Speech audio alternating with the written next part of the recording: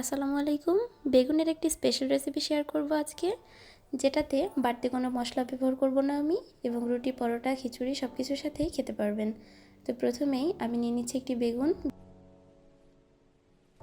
বেগুনের উপরের খোসাটাকেও আমি ছিলে নেব। বেগুনের খোসা ছাড়ানো হয়ে গেলে আমি এটাকে টুকরো টুকরো করে কেটে নিচ্ছি।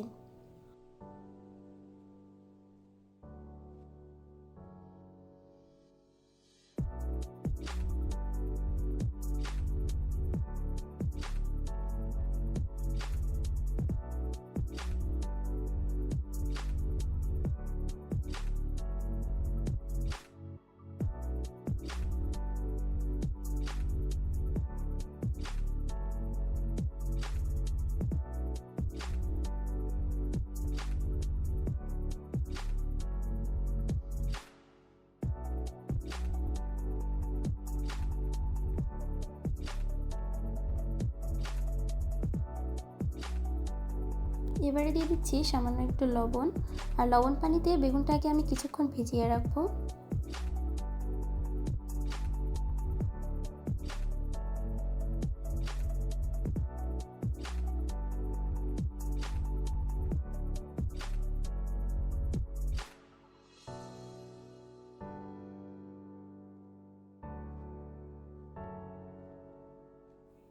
এবারে পানি থেকে ঝরিয়ে নিয়ে দিয়ে দিব সামান্য একটু লবণ, দিয়ে দিব হলুদের গুঁড়া, আর দিয়ে দিব লাল মরিচের গুঁড়া, দিয়ে দিব অল্প একটু কর্নফ্লাওয়ার। আপনারা কর্নফ্লাওয়ার ব্যবহার না করতে চাইলে কোনো সমস্যা নেই। কর্নফ্লাওয়ারটা আমি এখানে ব্যবহার করেছি যাতে বেগুনটা তেলে ভাজার পরে একটু মুচমুচে হয়।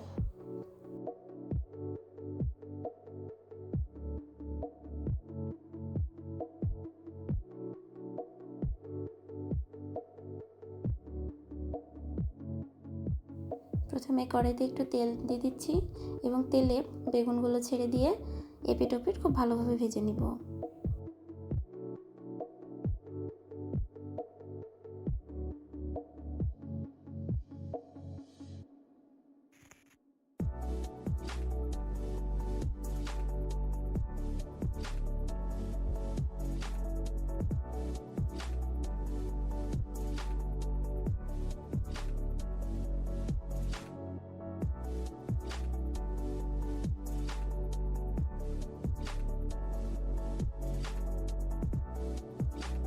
এভাবে যদি বেগুন কষাটা রান্না করেন তাহলে ছোট বড় বাড়ির সবাই পছন্দ করবে, আর খেতেও কিন্তু খুব ভালো হয়।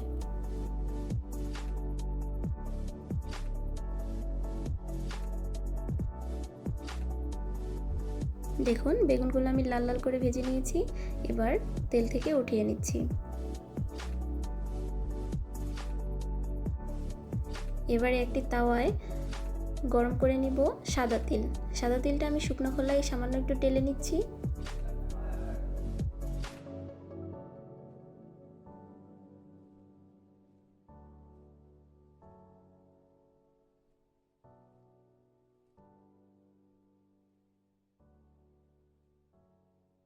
সাদা তেল ব্যবহার করলে বেগুন কষার ঘ্রাণটা অনেক সুন্দর আসে।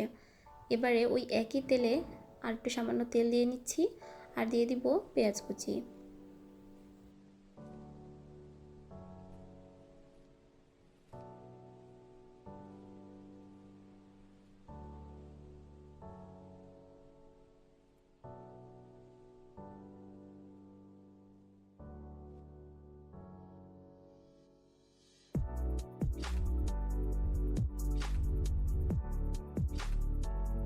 পেঁয়াজটাকে তেলের সাথে অল্প একটু নাড়াচাড়া করে দিয়ে দিব টমেটো কুচি।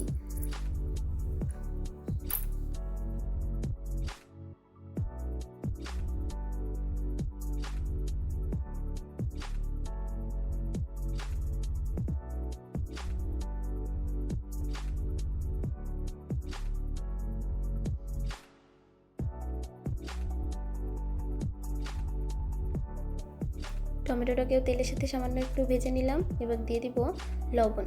লবণ দেওয়ার পরে আমি অল্প একটু পানি দিয়ে দিব যাতে টমেটোটা খুব ভালোভাবে সেদ্ধ হয়ে যায়।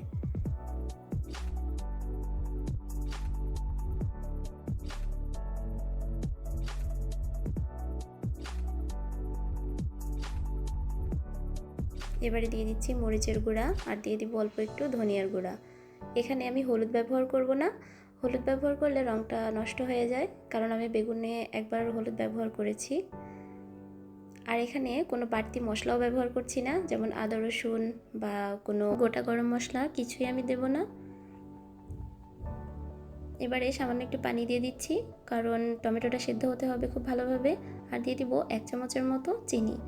আমি যেহেতু রান্নাটা টক মিষ্টি ঝাল এভাবে তৈরি করব, তাই সামান্য একটু চিনি ব্যবহার করছি।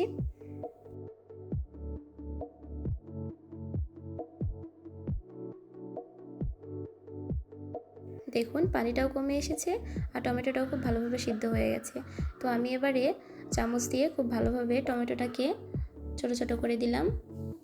আর এবারে ভেজে রাখা বেগুনটাকেও দিয়ে দিব টমেটোর ভেতরে, দিয়ে সামান্য একটু নাড়াচাড়া করে নিব।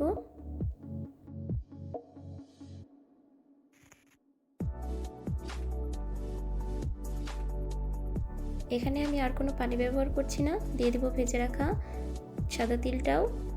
আর এখানে গরম মশলা গুঁড়া বা অন্য কোনো ধনেপাতা আমি কিছু ব্যবহার করছি না, ধনেপাতা দিলে স্বাদটা অন্যরকম হয়ে যায়, এই জন্য আমি ধনেপাতাও ব্যবহার করব না।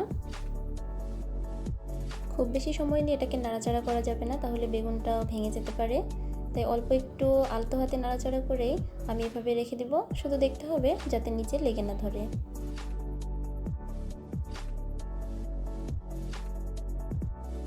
দেখুন বেগুন থেকে যখন এভাবে তেল ছেড়ে দিবে, ঠিক তখনই আমাদের রান্নাটা হয়ে গেছে। এবারে চুলাটা অফ করে নামিয়ে নেব। এভাবে রান্না করলে খুবই ভালো লাগবে খেতে, রুটি পরোটা খিচুড়ি সব কিছুর সাথেই আপনারা খেতে পারবেন। আর বাসায় অবশ্যই ট্রাই করবেন। ধন্যবাদ সবাইকে।